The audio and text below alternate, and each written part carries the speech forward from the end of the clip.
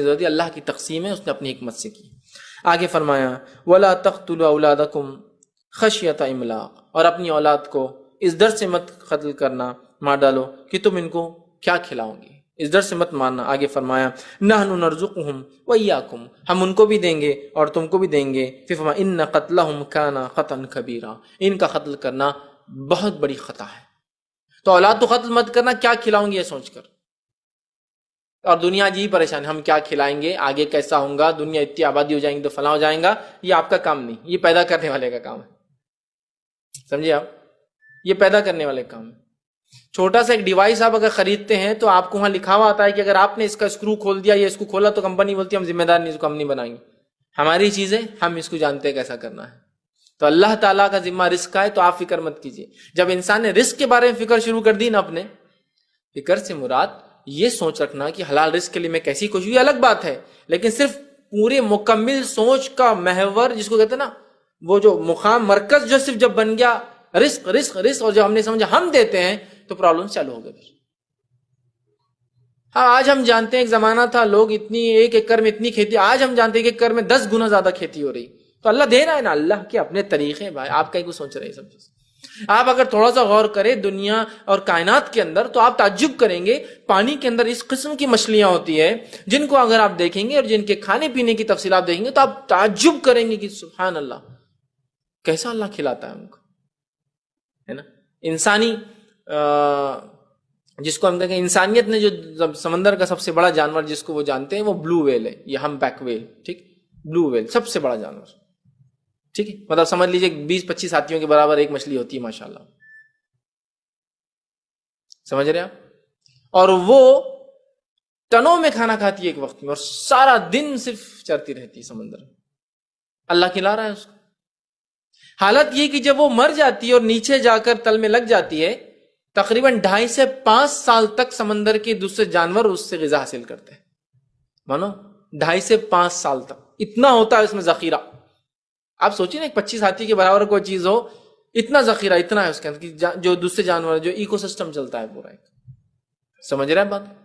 تو اللہ تعالیٰ سب کو رزق دے رہا ہے، تو رزق کا ذمہ اللہ کا ہے۔ جب سے انسان نے سوچا رزق میرا ذمہ ہے، پرابلم شروع ہو گئی پھر، اور یہی سب سے بڑا ریزن تھا اولاد کو مارنے کا۔ ارے اتنے بچے ہو گئے تو کیسے کھلائیں گے ہم؟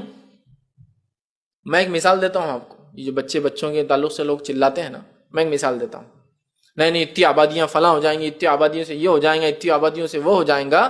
اس کی مثال آپ دیکھیے، دنیا اس کی گواہی دے رہی ہے کہ آبادیاں صرف اور صرف فائدہ ہے، اور آبادیوں کا کم ہونا صرف اور صرف نقصان ہے، صرف اور صرف فائدہ ہے۔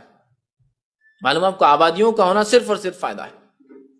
آج ہندوستان جیسا ملک ہے، اس ملک کے اندر آپ کو پتا ہے ہم دنیا کی سب سے بہترین سب سے اعلیٰ ٹیکنالوجی سب سے پہلے استعمال کرتے ہیں اور سب سے سستے داموں میں استعمال کرتے ہیں۔ آپ کو دنیا کے بہت سارے ممالک میں 4G آج بھی نہیں آیا ہے، 3G پہ زندگیاں گزر رہی ہیں ان کی۔ ہندوستان میں 4G کئی شہروں کے اندر موجود ہے ٹیکنالوجی کے اعتبار سے۔ کیوں؟ آبادیاں اتنی زیادہ ہے، یوزر اتنے زیادہ ہے کہ ٹیکنالوجی آ بھی سکتی ہے اور بک رہی ہے دھڑلے سے۔ آج کون سا ایسا انسان ہے، میری تقریروں کو جو لوگ سن رہے ہیں اس میں سے کون سے ایسے لوگ ہیں جو 3G یوز نہیں کرتے آج؟ لیکن آپ کو پتا ہونا چاہیے بہت سارے آج ہی ملک ہیں جو 2G کا استعمال کر رہے ہیں، حالانکہ ٹیکنالوجی ان کی ایجاد کردہ ہے لیکن ان کا یوزرز نہیں ہے، لہٰذا وہ استعمال نہیں کر سکتے۔ تو آبادیاں صرف اور صرف فائدہ ہے، صرف اور صرف خیر ہے، یاد رکھیے۔ تو ہمارا کام نہیں کھلانا، ٹھیک۔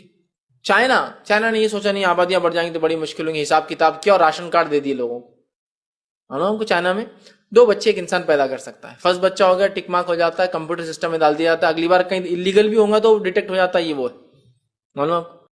سیکنڈ بچہ، ٹھیک۔ اس کے بعد ایک نیا قانون لایا انہوں نے 1980 کے بعد، ایک ہی بچہ پیدا کرنا، سمجھے آپ، ایک بچہ۔